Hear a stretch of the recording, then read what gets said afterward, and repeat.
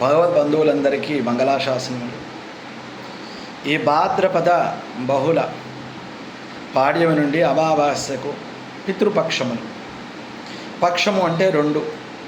శుక్లపక్షానికి అధిపతి చంద్రుడు, కృష్ణపక్షానికి అధిపతి అమావాస్య అంటే సూర్యుడు.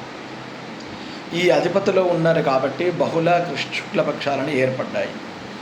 ఈ పక్షము రోజులు కూడా పితృదేవతలకు సంబంధించిన రోజులని చెప్తున్నారు. కొంతవరకు వాస్తవము, కానీ దాంట్లో ముఖ్యముగా అమావాస్య చాలా విశిష్టమైనది మనకు. కాబట్టి ఈ అమావాస్య నాడు మీ బ్రతికి ఉన్నటువంటి వాళ్లకు కాకుండా పరమపదం అంటే మరణించిన వారైనటువంటి తండ్రి, తల్లి, తాత, నానమ్మ, ముత్తాత, అమ్మమ్మ, నానమ్మ వీళ్ళందరికీ కూడా తర్పణాలు వదలాలి.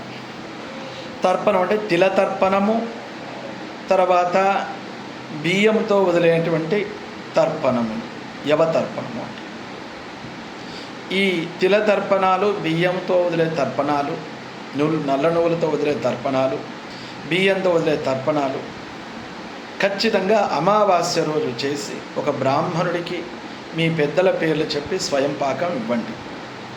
మీ చనిపోయినటువంటి పెద్దలందరూ కూడా సోమపద లోకములను పొందుతారు.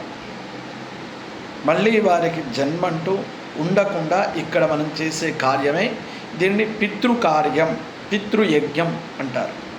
ఇది తప్పనిసరిగా అందరూ చేయాలి అని ఆశీర్వదిస్తున్నారు.